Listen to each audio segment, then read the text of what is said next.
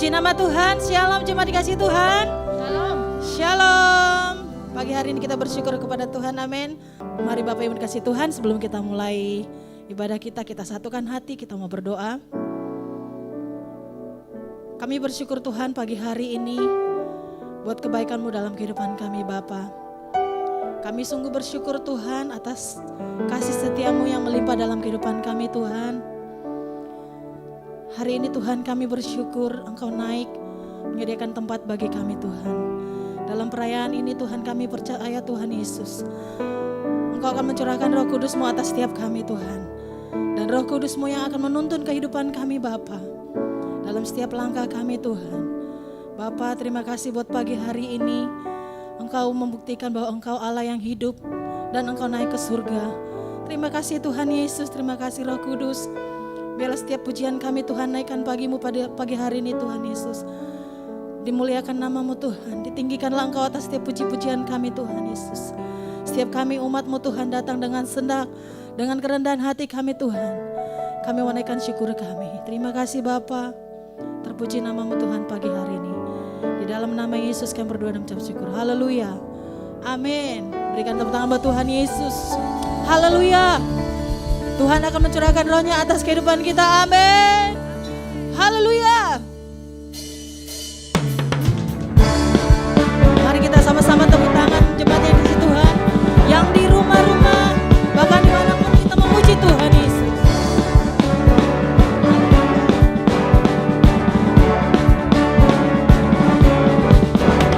Tuhan curahkan Roh-Mu atas manusia di bumi. Biar anak-anak-Mu menyampaikan nubuatan, mimpi dan penglihatan, nyatakan isi hati-Mu. Biar iman kami bangkit, surga nyatakan kedahsyatan hari-Mu. Kan ada kebangkitan yang besar, kan ada pemulihan di negeri kami. Kan ada kebangkitan yang besar, yang berseru kepada Yesus diselamatkan. Haleluya. Tuhan curahkan Roh-Mu atas manusia di bumi. Biar anak-anak-Mu menyampaikan nubuatan, mimpi dan penglihatan, nyatakan isi hati-Mu. Biar iman kami bangkit, surga nyatakan kedahsyatan hari-Mu. Kan ada kebangkitan yang besar, kan ada pemulihan di negeri kami.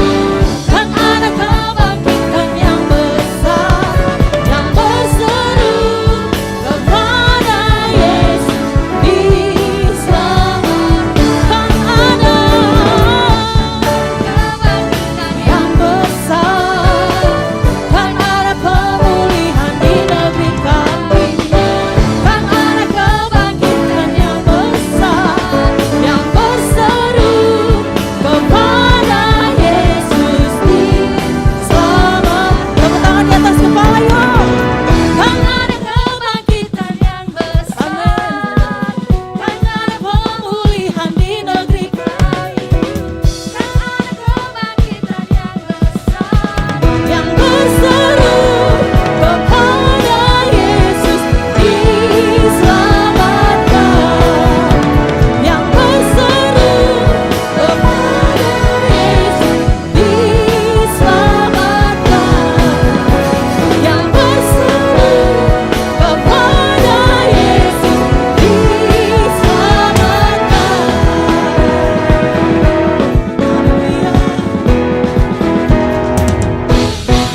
Haleluya. Berikan tepuk tangan buat Tuhan Yesus, karena Tuhan Yesus mencurahkan rohnya atas kita. Amin.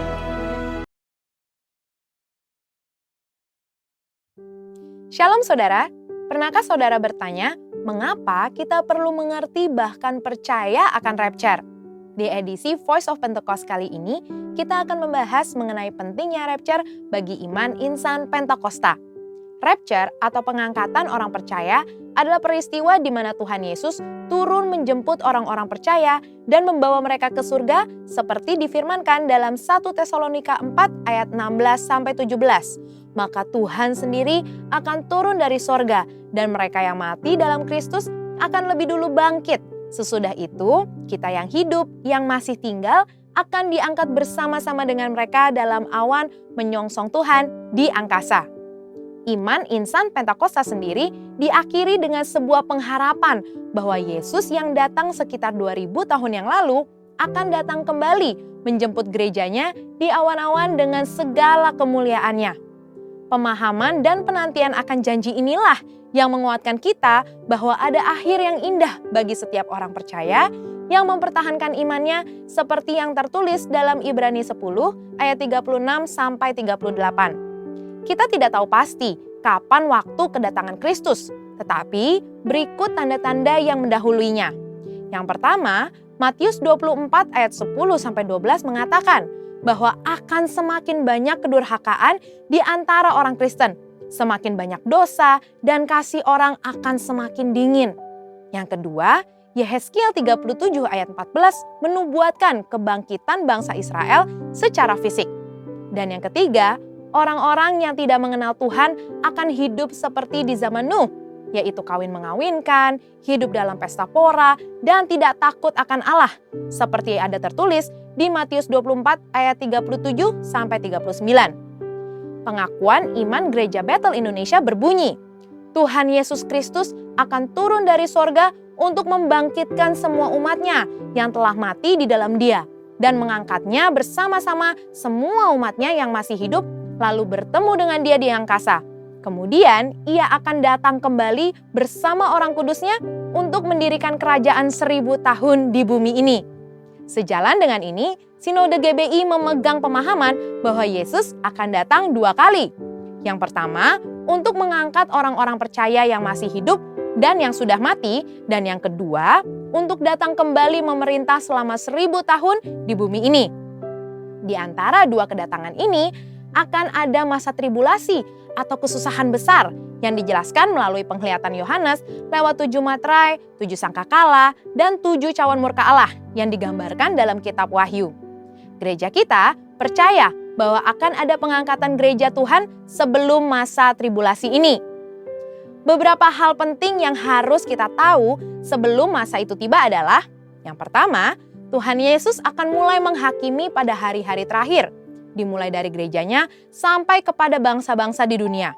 Maka, pertobatan adalah respon yang diminta oleh Allah kepada kita semua. Dan yang kedua, Allah yang adil akan menuntut pertanggungjawaban dari seluruh manusia. Bagi mereka yang tidak mau percaya, murka Allah akan dicurahkan secara penuh. Sedangkan bagi umatnya yang berseru-seru kepadanya, Allah mendengarkan doa syafaat mereka. Dan yang ketiga, mereka yang bertobat dan percaya kepada Tuhan dijanjikan keselamatan dari murka Allah lewat pengangkatan orang-orang percaya atau rapture. Jangan sampai kita termasuk kelompok orang yang tidak mau bertobat, sekalipun cawan murka dan materai sudah dilepas, seperti yang disebutkan di Wahyu 9 ayat 20-21 dan pasal 16 ayat 11. Dan yang keempat, iman insan Pentakosta bukan sebuah kepercayaan yang kosong, di mana pada akhirnya adalah kehampaan dan kesia-siaan. Di dalam 5 pilar teologi Pentecost atau Fivefold Gospel, kepercayaan di mana Tuhan Yesus akan datang kali yang kedua adalah penting. Ada konsekuensi atas setiap perbuatan dan tindakan yang kita ambil hari ini. Karena itu, marilah kita mengerjakan keselamatan dengan menemukan kekuatan di dalam pengharapan bahwa Allah akan menyelamatkan umatnya yang setia dan hidup dalam kekudusan dari murkanya. Saudara, untuk penjelasan lengkapnya dari tim teologi kami, silakan klik link yang ada di atas atau scan QR Code yang tersedia. Tuhan Yesus memberkati.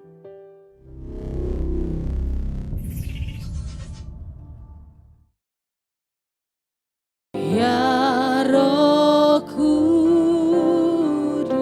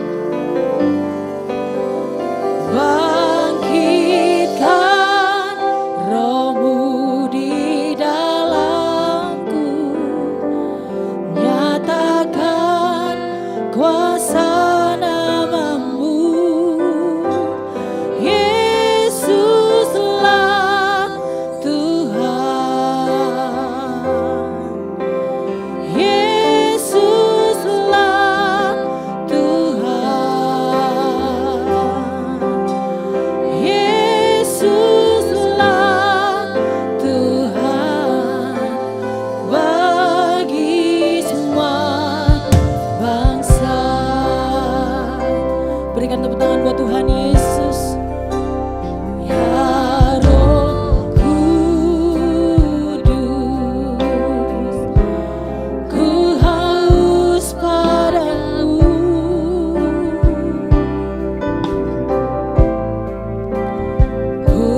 Puaskan sekarang kerinduanku.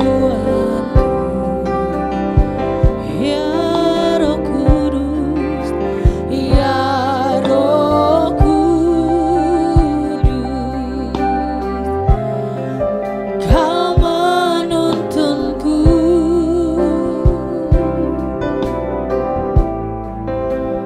Pimpin langkahku,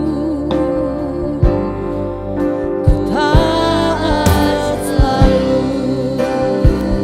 Nyatakan Tuhan, nyatakan kemuliaan-Mu di tempat ini, ya Tuhan Allahku. Beri ku belas kasihan-Mu, bangkitkan Roh-Mu, bangkitkan Roh-Mu di dalamku. Nyatakan kuasa nama-Mu, Yesuslah Tuhan, Yesuslah Tuhan.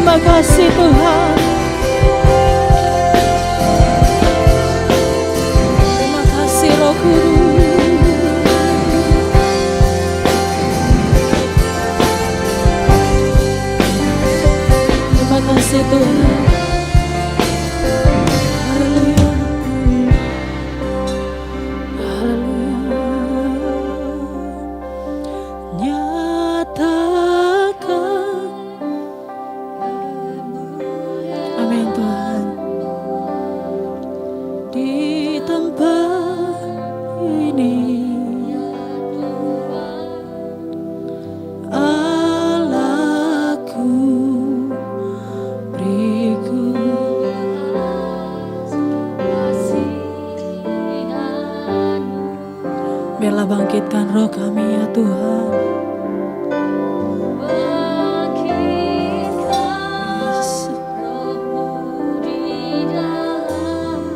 Amin. Nyatakan kuasa namamu,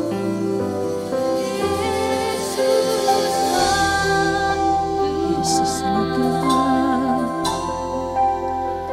Yesuslah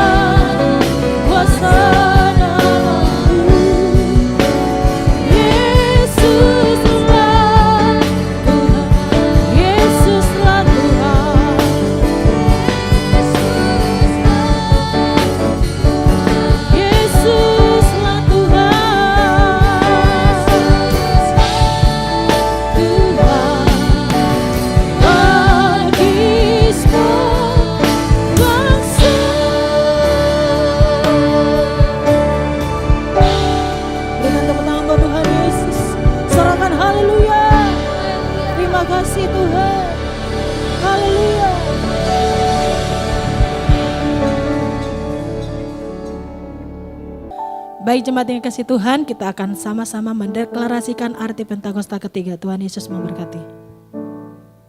Pentakosta ketiga. 1. Pentakosta ketiga adalah pencurahan Roh Kudus yang dahsyat di zaman ini, melebihi yang terjadi di Azusa Street. 2. Pentakosta ketiga akan mengakibatkan penuaian jiwa yang terbesar dan yang terakhir sebelum Tuhan Yesus datang kembali. 3. Pentakosta ketiga akan membangkitkan generasi Yeremia, yaitu anak-anak muda yang dipenuhi Roh Kudus, cinta mati-matian kepada Tuhan Yesus, tidak kompromi terhadap dosa, dan akan bergerak untuk memenangkan jiwa. 4. Pentakosta ketiga lahir di Indonesia dan bergerak ke bangsa-bangsa. Gerakan ini dari timur ke barat dan akan kembali ke Yerusalem. 5. Pentakosta ketiga akan memberikan kuasa untuk menyelesaikan amanat agung, dan setelah itu Tuhan Yesus datang kembali.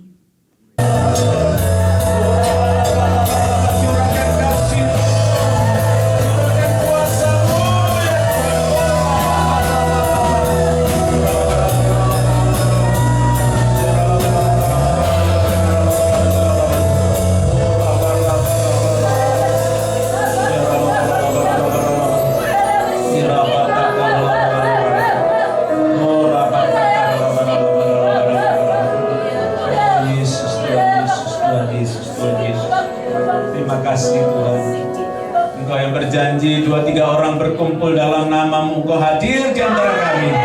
Tuhan, biar hadiratmu menjamah setiap kami.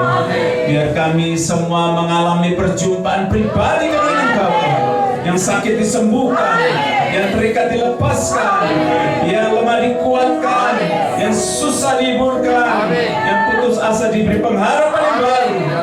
Oh, terima kasih Tuhan. Kami mau katakan, ini hari-hari kemenangan buat kami. Hari-hari kami mengalami terobosan dalam hidup kami. Sebab Tuhan menyertai kami, Tuhan yang Maha Dahsyat. Terima kasih Tuhan. Terima kasih, lanjutkan acara-Mu di tengah-tengah kami. Engkau sangat mengasihi anak-anak-Mu di tempat ini. Ya, jangan lewatkan seorang pun dari kami. Kami semua perlu Engkau. Terima kasih Bapa. Terima kasih. Urapi hamba-Mu yang bukan apa-apa ini untuk sampaikan isi hati-Mu. Urapi kami semua supaya kami menangkap, melakukan kehendak-Mu dalam hidup kami. Dalam nama Tuhan Yesus. Yang percaya diberkati katakan amin. Tepuk tangan buat Tuhan Yesus. Sorakan haleluya. saudara yang dikasihi Tuhan, sekali lagi shalom. Bagaimana kabarnya? Luar biasa, Tuhan Yesus luar biasa. Haleluya. Saya percaya kita yang diizinkan melewati pandemi karena Tuhan mau memakai kita untuk menyelesaikan hal agung. Haleluya.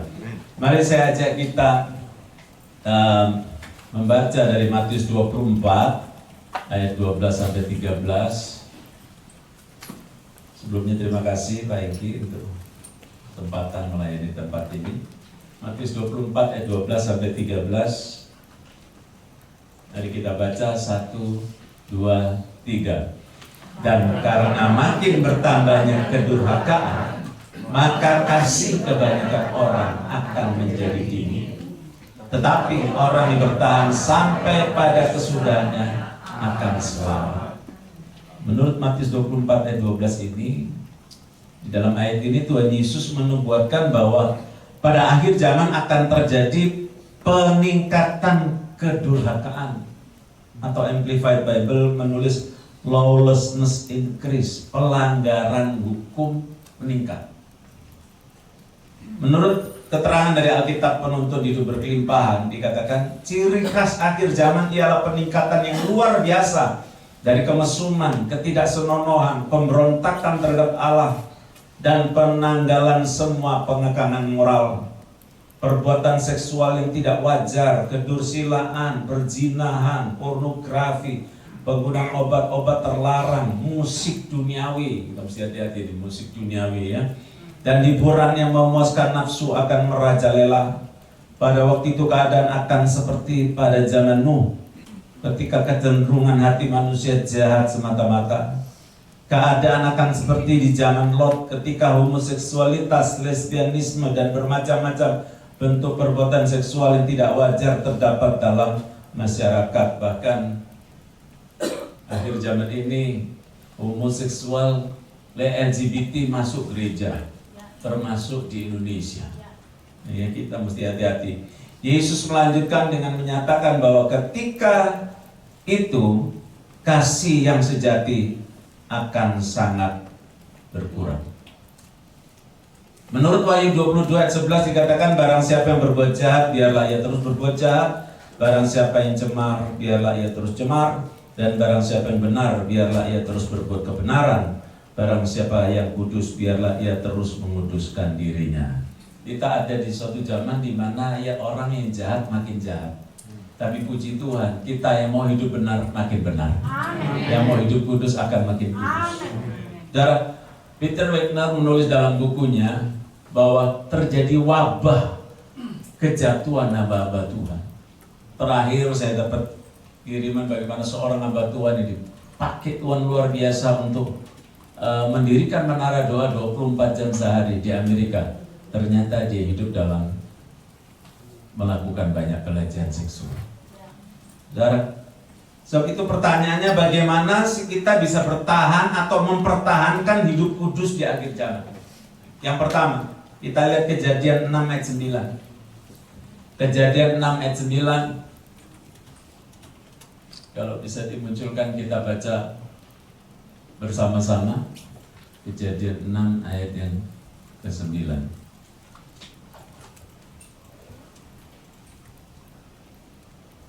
Bisa dimunculkan di layar? Ya, kita baca 1, 2, 3. Inilah riwayat Nuh. Nuh adalah seorang yang benar dan tidak bercela di antara orang-orang sezamannya. Dan Nuh itu hidup bergaul dengan Allah. Saudara, kalau kita baca kelihatannya enteng aja ya, Nuh seorang benar tidak bercela di antara orang-orang sezamannya. Tapi kalau kita selidiki orang-orang sezamannya Nuh ini bagaimana? Dikatakan di Kejadian 6, kecenderungan hati mereka adalah berbuat jahat semata-mata. Jadi Nuh hidup di mana seluruh dunia kecenderungan hatinya berbuat jahat. Tapi yang luar biasa, Nuh dikatakan dia tetap hidup benar dan tidak bercela. Kenapa? Kuncinya karena dia hidup bergaul dengan Allah. Ya. Nuh disuruh membangun bahtera karena Tuhan akan memusnahkan bumi. Saudara jangan lupa Tuhan Yesus berkata bahwa kita hidup seperti di zaman Nuh. Ya. Akan datang waktunya murka Tuhan akan dicurahkan di atas muka bumi ini, seperti yang kita dengar tadi, 7 meterai, 7 sangkakala, 7 cawan murka Allah. Saudara, Nuh kemudian membangun Bahtera.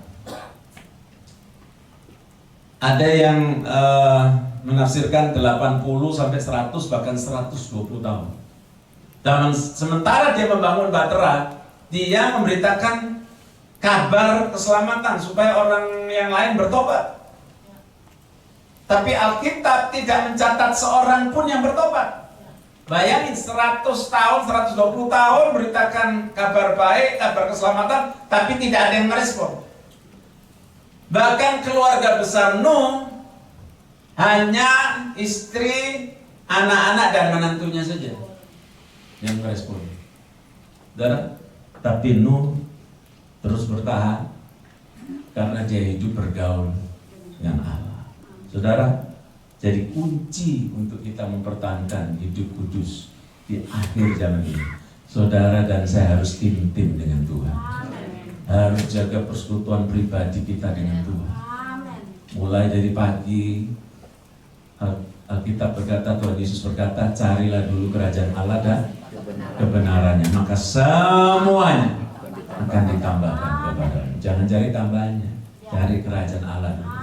Yang lain semua itu nanti urusannya Tuhan. Akan memberkati kita. Amin.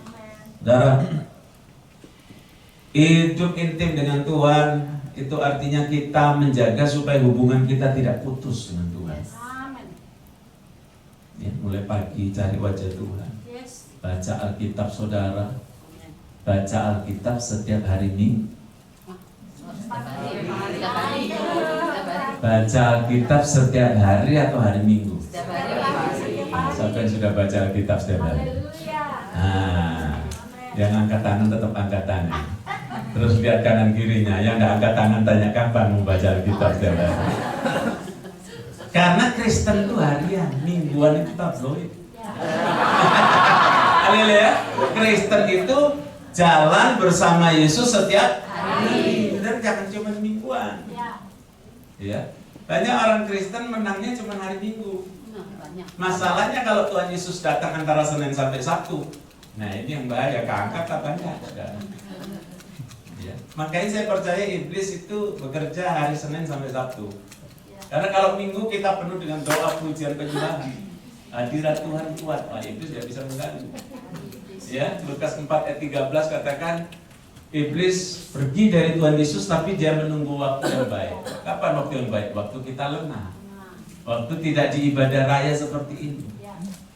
Dan saya mau ajak saudara latihan baca Alkitab setiap hari. Waktu saudara nanti malam mau tidur, jangan langsung tidur tapi pasang alarm. Kasih volume yang paling full. Taruh alarm saudara agak jauh, taruh di atas Alkitab. Supaya nanti alarmnya bunyi, saudara bangun, matiin alarm, ada di atas Alkitab.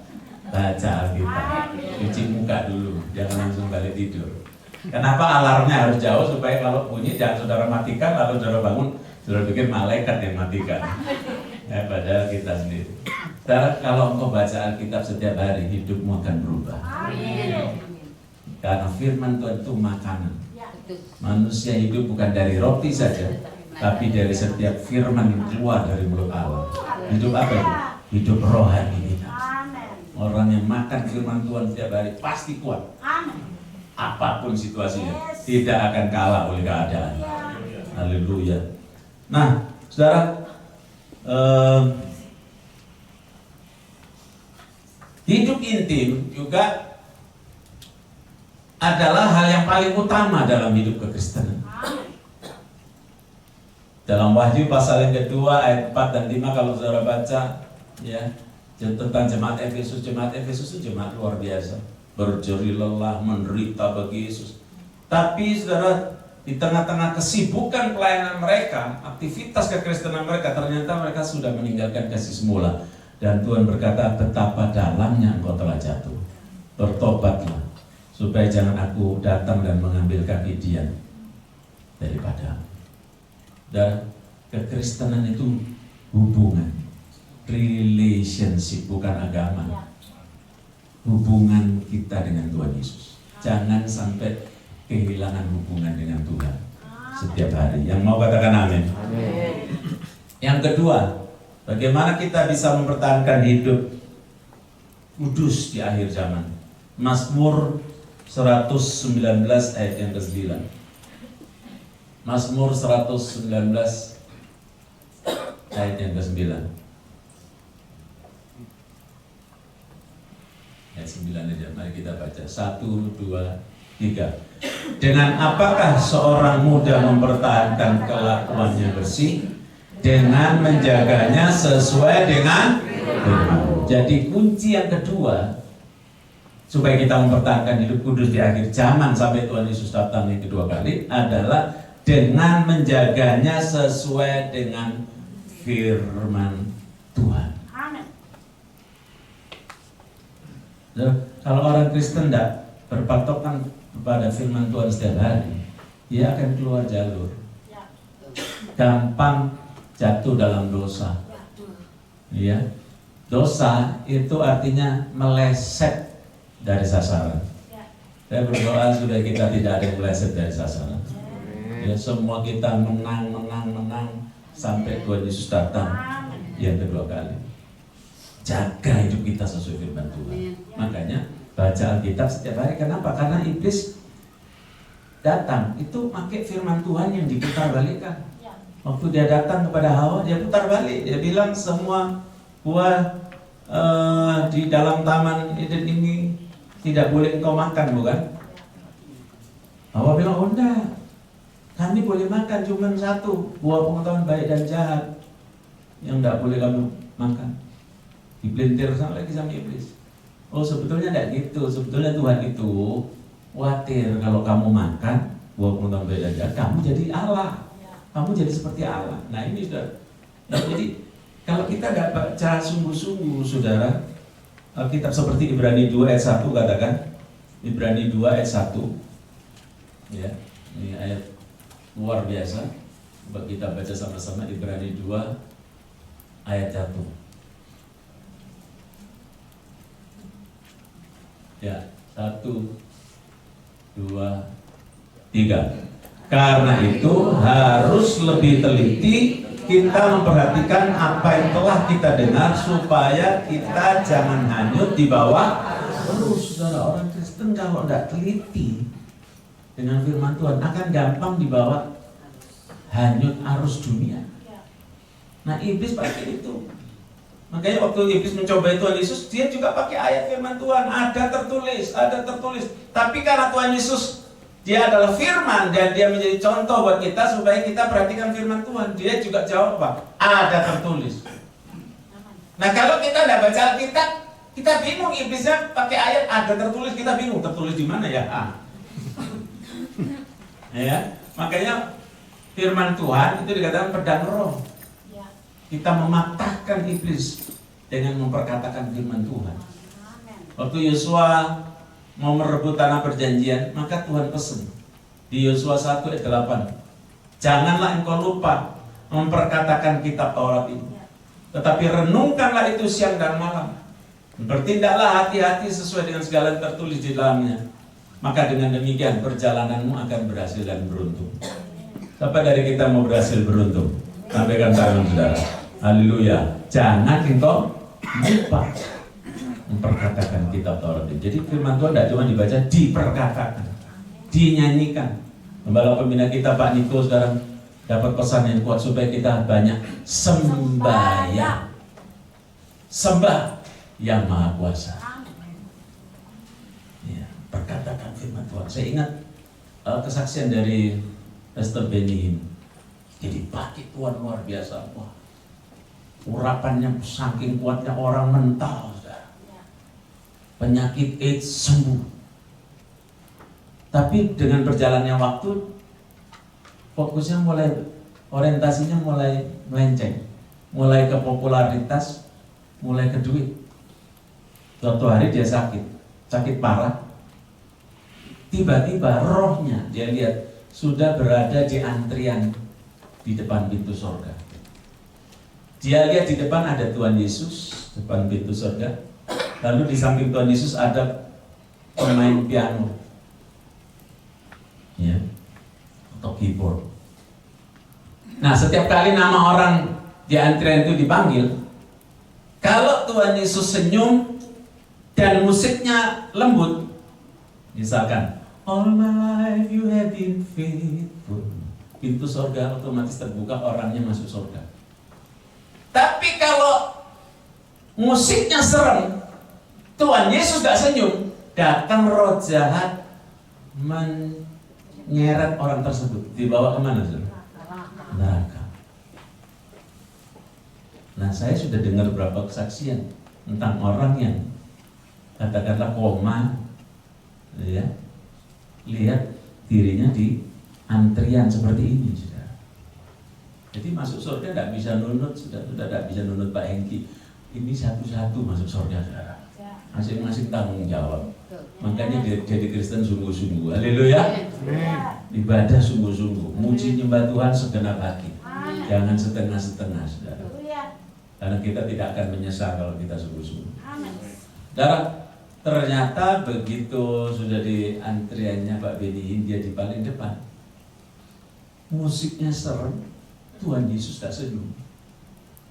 Das, untung dia buka mata. Masih dikasih kesempatan hidup. Lalu Tuhan bilang kepada dia, apa? Aku memberikan kamu kesempatan yang kedua. Saudara, saya percaya Tuhan banyak kasih kesempatan buat kita. Jangan sia-siakan kesempatan. Mumpung Tuhan kasih umur panjang, ayo kita sungguh-sungguh dengan Tuhan. Perhatikan dengan teliti apa yang telah kita dengar firman Tuhan, supaya kita jangan hanyut di bawah arus. Ya. Yang ketiga, bagaimana kita bisa mempertahankan hidup kudus di akhir zaman, ya, supaya kita selamat. Roma 8 ayat 13. Roma 8 ayat 13. Kita baca 1, 2, 3. Sebab jika kamu hidup menurut daging, kamu akan mati. Tetapi jika oleh roh kamu mematikan perbuatan-perbuatan tubuhmu, kamu akan hidup. Orang Kristen yang sudah lahir baru, maka dia punya dua kehidupan. Satu, manusia baru, tapi dua, masih ada manusia lama. Kenapa? Karena pada waktu kita lahir baru, menerima Yesus sebagai Tuhan dan Juru Selamat, yang dilahirkan baru itu roh kita. Jiwa dan tubuh kita belum, masih perlu diproses. Jiwa terdiri dari pikiran, perasaan, dan keinginan. Masih harus terus disesuaikan, diselaraskan dengan Tuhan. Tubuh kita nanti, waktu pengangkatan, 1 Korintus 15 katakan, dalam sekejap mata akan diubahkan. Tapi yang sekarang ini, baru roh kita yang lahir baru. Dan kita harus mematikan manusia lama kita setiap hari. Manusia kedagingan. Sebab kalau tidak, meskipun kita Kristen sudah terima Yesus, kalau hidup terus dalam kedagingan, Alkitab berkata kita bisa kehilangan keselamatan. 1 Korintus 9 ayat 27 Rasul Paulus katakan, tetapi aku melatih tubuhku dan menguasainya seluruhnya, supaya setelah aku memberitakan Injil, jangan aku sendiri ditolak. Kata ditolak di situ bahasa Yunaninya adokimos, atau kehilangan keselamatan. Seorang rasul kalau tidak hati-hati kehilangan keselamatan. Seperti siapa? Yudas. Yudas itu luar biasa. Dari semua murid rasul Tuhan Yesus yang 12, hanya dia satu-satunya yang dipercaya jadi bendahara. Bendahara itu orang kepercayaan, saudara, dari tim pelayanan Yesus. Tapi lama-kelamaan karena dia mungkin terlalu bergaul dengan uang, akhirnya dia menjadi cinta uang, sampai jual Tuhan Yesus. Saudara, saya berdoa biarlah kita mencintai Tuhan Yesus lebih dari segalanya. Jangan tukar Yesus dengan yang lain. Nah, Perbuatan daging, nanti saudara bisa baca daftarnya di Galatia 5 ayat 19 sampai 21. Ya, hawa nafsu, percabulan, percideraan, perselisihan, macam-macam. Itu harus disalibkan setiap hari. Di Lukas 9 ayat 23 dikatakan kita kalau mau ikut Yesus, kita harus memikul salib, kita menyangkal diri setiap hari, bukan hanya setiap hari Minggu. Haleluya. Ada seorang istri lapor kepada teman saya, Mbak Tuhan. Dia bilang begini, wah Pak, suami saya kalau di gereja luar biasa Pak. Wah, tepuk tangan, lompat-lompat, suaranya keras, menyanyi, memuji Tuhan. Tapi sebetulnya kalau di rumah dia penakut Pak. Oh, penakut gimana? Teman saya tanya, iya Pak, ya kalau tengah malam lagi tidur, mau ke kamar kecil, dia mesti bangunin saya. Mah, ngapain? Bangun mah, tolong antar ke kamar kecil. Waduh, saudara. Jadi Kristen kelihatannya luar biasa hari Minggu, tapi Senin sampai Sabtu ternyata takut sama iblis. Jangankan iblis, handuk digantung malam, selepet gitu aja sudah lari sudah. Ya, berarti Kristennya cuman di kulit saja saudara, ya, di luar saja. Saya berdoa kita Kristen luar dalam. Amin. Haleluya. Bukan cuma di luar ya, seperti orang Farisi itu Kristennya cuma di luar. Saudara, mengapa kita harus hidup kudus? Pertanyaannya, satu, karena ini perintah Tuhan. 1 Petrus 1 ayat 15 katakan, tetapi hendaklah kamu menjadi kudus di dalam seluruh hidupmu sama seperti Dia yang kudus yang telah memanggil kamu. Lalu 1 Petrus 1 ayat 16, sebab ada tertulis, kuduslah kamu sebab aku kudus. Jadi ini perintah Tuhan. Ya, karena Tuhan kudus, Tuhan mau kita kudus. Kudus itu artinya dipisahkan untuk pekerjaan Tuhan. Dipisahkan dari dunia untuk tujuan-tujuan ilahi. Yang kedua, mengapa kita harus hidup kudus? Supaya bisa melihat Allah. Ibrani 12 ayat 14 katakan, berusahalah hidup damai dengan semua orang dan kejarlah kekudusan. Ada kata kejar. Jadi kekudusan itu tidak otomatis. Perlu disiplin. Coba bilang disiplin. 1, 2, 3. Disiplin. Kalau kecepatan diselipin. Nah, ada orang Kristen kan cuma nyelip aja. Doa nyelip. Ya, ke gereja nyelip. Ya, apalagi habis pandemi sudah bisa onsite online terus saudara. Ya, banyak alasan. Sebab tanpa kekudusan tidak seorang pun akan melihat Tuhan. Catherine Kuhlman dipakai Tuhan luar biasa. Suatu hari dia jatuh cinta kepada seorang penginjil yang sudah punya istri. Dan dia maksa, padahal teman-teman hamba Tuhan di kotanya bilang jangan. Tapi dia maksa. Saudara, apa yang terjadi? Begitu dia menikah dengan menginjil ini saudara, urapan Tuhan diangkat. Urapan diangkat jadi urap-urap saudara. Kayak Simpson saudara. Begitu terus hidup dalam dosa, lama-lama urapan diangkat. Simpson jadi urap-urap, jadi santapan musuh. Tidak ada kekuatan lagi. Untung detik-detik terakhir Simpson sempat bertobat. Ya. Nah, Catherine Kuhlman sudah begitu angkat urapan tidak jadi apa-apa. Dia menderita, dia bilang aku mengalami 1000 kematian. Untung sebelum meninggal dia putuskan meninggalkan laki-laki ini dan kembali kepada Tuhan Yesus. Dan untuk melihat Allah tidak ada jalan lain. Kita harus hidup kudus. Yang terakhir, kenapa kita harus hidup kudus? Supaya kita masuk surga dan jadi seperti Yesus. Wahyu 21 ayat 27 katakan, tetapi tidak akan masuk ke dalamnya sesuatu yang najis atau orang melakukan kekejian atau dusta, tetapi hanya mereka yang namanya tertulis dalam kitab kehidupan anak domba itu. Wahyu 3 ayat 5 katakan, kalau kita tidak jaga hidup kita, nama kita bisa dihapus dari kitab kehidupan. Saya berdoa supaya nama kita yang tertulis dalam kitab kehidupan tidak dihapus. Amin. Karena kita mau sungguh-sungguh hidup hanya menyenangkan hati Tuhan. Jangan khawatir kalau kita hidup menyenangkan hati Tuhan, beres. Ya, Tuhan pasti akan memberkati kita berlimpah. Bahkan kita belum minta pun Tuhan bisa berikan yang terbaik untuk kita. Mari kita bangkit berdiri, saudara. Yang minta tolong pemain musiknya.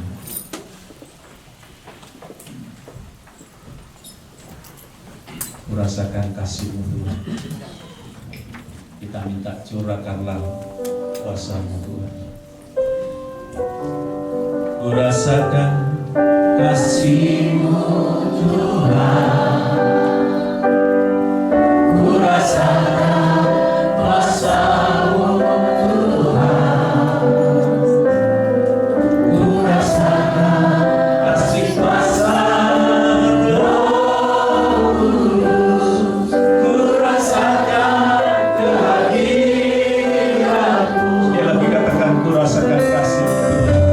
Kurasakan kasih Tuhan.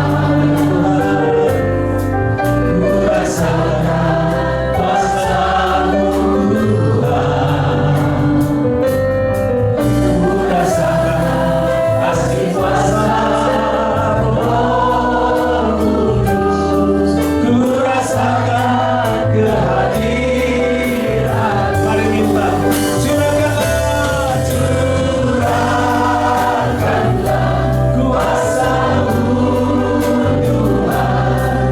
Mujizat terjadi di tempat ini. Amin. Curahkanlah kuasa-Mu Tuhan.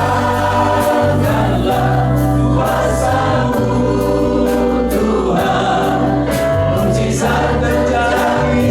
Curahkanlah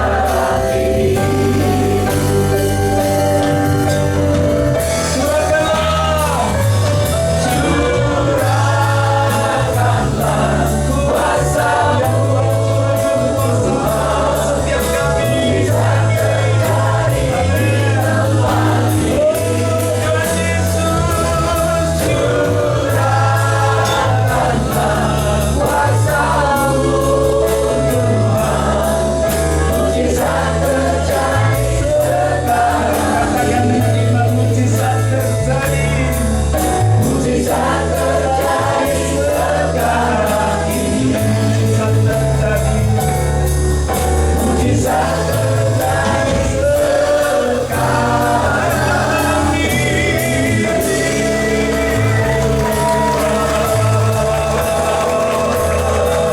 kami.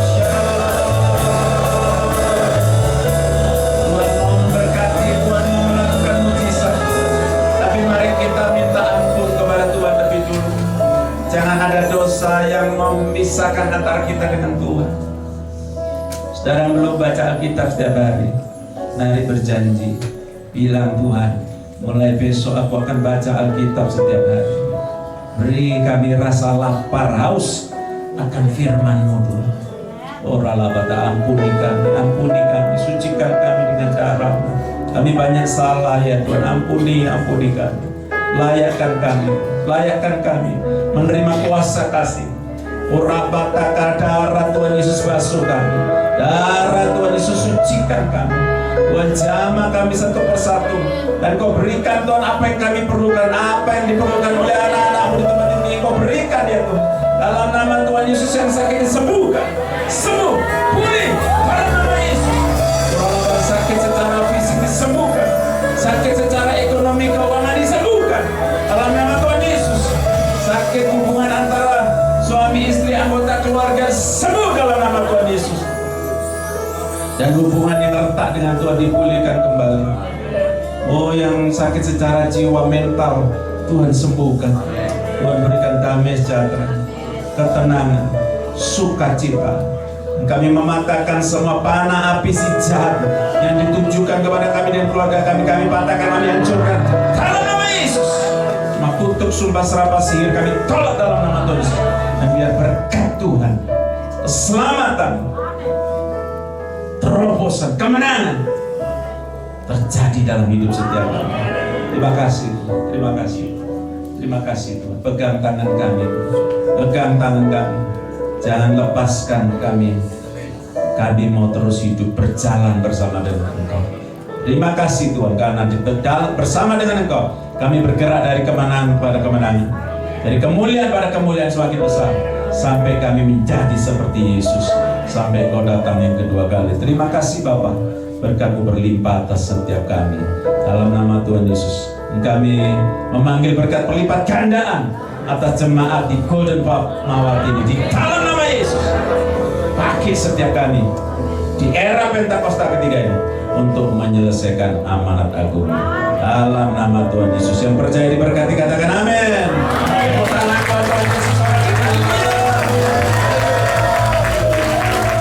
Silakan duduk, jalan Tuhan berkati berlimpah.